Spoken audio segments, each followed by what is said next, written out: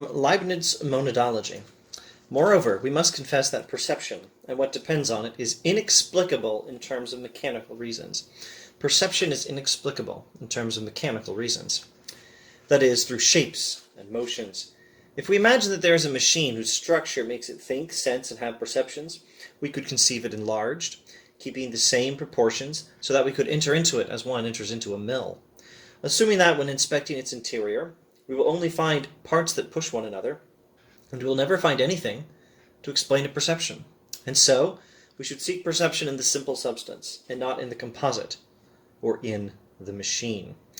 This is evidently an argument against Thomas Hobbes' view that perception is reducible to motion. It's an interesting little thought experiment. It's meant to show that you cannot explain the phenomenon of consciousness. You can't explain mind. You can't explain the mental quality of experience. You can't explain perception in physical, mechanistic terms alone. So the theory of Hobbes, and following him, the theory of any number of materialists who think that consciousness can be reduced to matter, the theory is that something that happens in the materialistic qualities of the brain and maybe the rest of the central nervous system produces consciousness. The idea is that the mechanistic behavior of chunks of matter, the behavior of chunks of matter following a few laws of physics, produces consciousness in some way.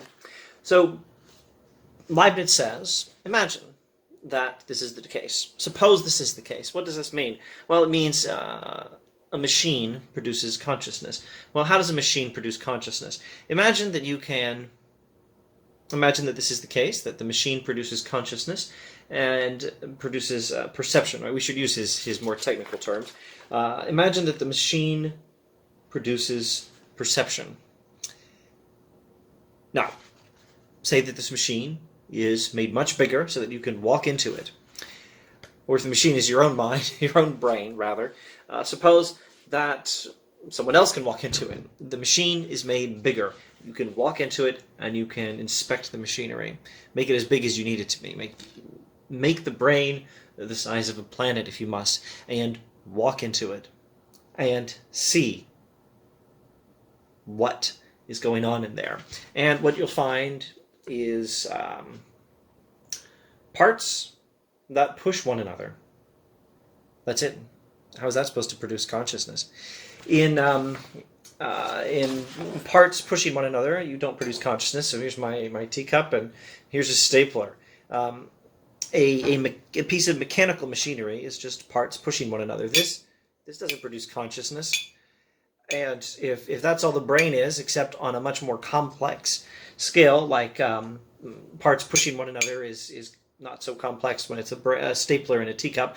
But if it were an automobile, well, it's a lot more complex. But that doesn't somehow magically produce consciousness. You don't get consciousness from this, and you don't get perception. You don't get perception from this, and you don't get perception from a more complex arrangement of parts pushing one another in an automobile, and you wouldn't get it in the brain either if that's all the brain is, parts pushing one another. Now, this argument is dealing with an older sense of matter.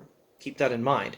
The more contemporary sense of matter, or physical stuff, or the stuff physics studies, is less based on parts pushing one another. We've incorporated energy into our concept of matter. Certain moments of progress in the history of recent physics have taught us to think of matter not purely in terms of that which occupies space, which is the normal concept of matter in the early modern Enlightenment era of philosophy. Now we think of matter as that which occupies space and or has energy. We think of matter in these somewhat more complex terms. Now, you might be able to update Leibniz's argument. Suppose that perception is explicable in these materialistic terms. Well, that means that the machine produces consciousness. Now imagine that the machine is blown up, expanded, not exploded, but expanded, blown up. Imagine the machine is expanded as big as it needs to be for you to walk inside and take a look at the machinery. What will you find? Parts pushing against one another, and perhaps some electrical charge or some such analysis of things. Some other such description of what goes on in a complex piece of machinery. Parts pushing against one another and some electrical charges. Well, if there's an electrical charge in this stapler and if it's converting some of its electricity to the teacup when it pushes against it, does that somehow produce consciousness? No. Does it produce consciousness when you make it more complex? If what's going on in the engine of my car is parts pushing against one another and some electrical charges going around, does that produce consciousness? No. If you zoom in on a small scale, parts pushing against one another plus some transfer of electrical energy, that doesn't produce consciousness. Not with the stapler and the teacup, not with the car, and evidently it doesn't with my cell phone either. My cell phone does a remarkable job of collecting and transmitting content.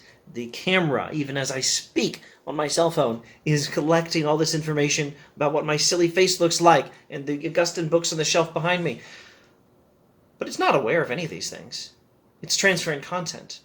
But then, so was the ink on this page. And so was the ink on the page of the original manuscripts of the Augustine books, the original papyrus, presumably many centuries ago. There wasn't any consciousness in the papyrus. There's no consciousness in the paper. There's not even any consciousness in the cell phone, just because we've added some more electrical charges and some more data that it can process at a faster rate. It's not aware of the data. And more generally, Leibniz's argument would be something like this. If you updated it for the contemporary setting, for the contemporary cultural context, where you consider matter in more complex terms, you're thinking of energy and not just that which occupies space. Parts pushing against one another plus some transference of electrical charge, that's not consciousness. If you make it more complex, all you're doing is adding more of what does not have anything to do with consciousness. This doesn't have anything to do with consciousness. If you describe some amount of electrical charge in the stapler, perhaps passing to the teacup, that doesn't produce consciousness. It has nothing to do with consciousness. Make the system of parts pushing against one another plus transference of electrical charges here and there, make the system more complex. You're just taking what has nothing to do with consciousness and adding it to what has nothing to do with consciousness. Adding more complexity doesn't close the gap between matter and mind. This would be Leibniz's argument if we were to update it. All right. Thanks for watching. More Monadology coming up in subsequent videos.